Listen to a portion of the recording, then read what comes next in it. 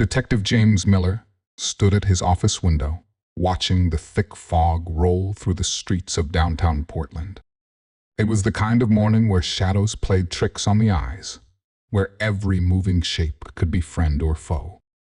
His coffee had gone cold, forgotten on his desk next to a pile of case files.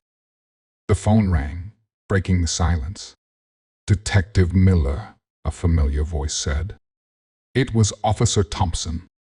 "We've got another one. Third victim this month." Same pattern. Miller grabbed his coat. 20 minutes later, he was standing in front of the Portland Art Museum, where yellow police tape created a barrier between curious onlookers and the crime scene.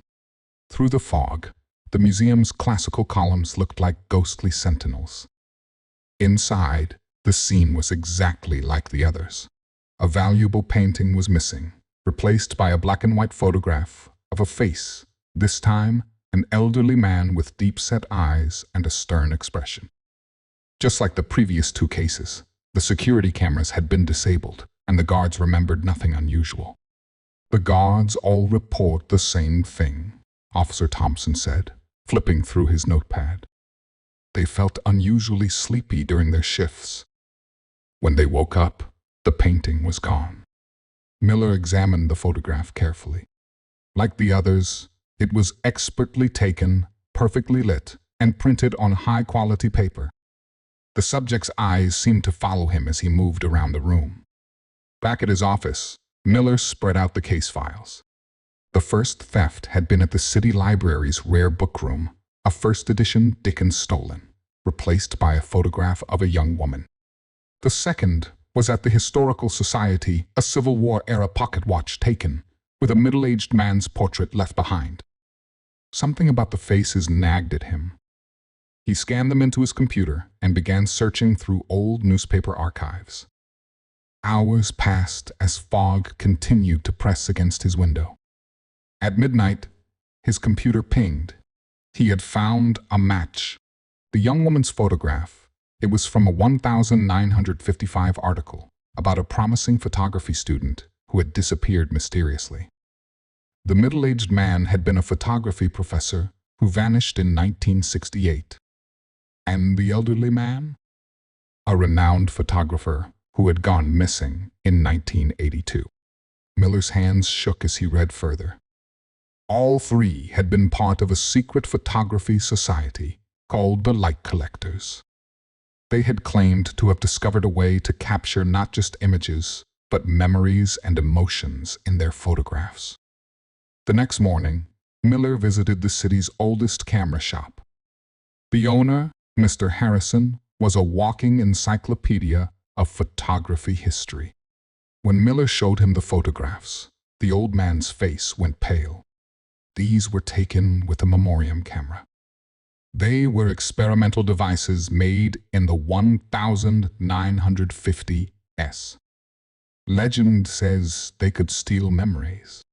The society that created them disappeared after their experiments went wrong, but one camera was never found. As Harrison spoke, Miller noticed the fog outside growing thicker. A figure moved through it, carrying what looked like an antique camera. "The stolen items," Miller said suddenly. "They're all pieces of history, items with strong memories attached to them. The thief isn't after their monetary value." He rushed outside, chasing the shadowy figure through the fog-filled streets. The person ducked into an abandoned photography studio. Miller followed, gun drawn. Inside, surrounded by old photographs, stood a young woman with an ancient camera. As Miller approached, she turned, pointing the lens at him. "Stop," Miller commanded. "You're using the camera to steal memories, aren't you? The faces in the photographs, they're the original society members who got trapped inside the camera." The woman smiled sadly. "Not trapped, detective. Preserved. Their memories, their essence, all safely stored. And now, with these historical artifacts, I can finally set them free." They've been waiting so long in the fog between memory and reality. Miller saw her finger move toward the shutter button. In one swift motion, he fired his gun, hitting the camera. It shattered, releasing a burst of bright light in a swirl of fog. When the fog cleared, 3 elderly people stood in the room, looking confused but very much alive. The young woman had vanished, leaving only a black and white photograph behind her face, frozen in that same sad smile. The case was officially closed, though the recovered victims had no memory of the decades they'd lost. The mysterious camera was never found, just fragments of broken glass and metal that seemed to fade away like fog in the morning sun. Sometimes, on particularly foggy days, Detective Miller looks at the photograph of the young woman and wonders if she too was trying to escape from someone else's camera, trapped in an endless cycle of memories and fog. But perhaps some mysteries are better left unsolved, lost in the swirling mists of time. In his desk drawer, carefully hidden, a small piece of the broken camera still catches the light occasionally, and in its reflection, faces seem to swim just below the surface, like memories trying to break free from the fog of forgetting.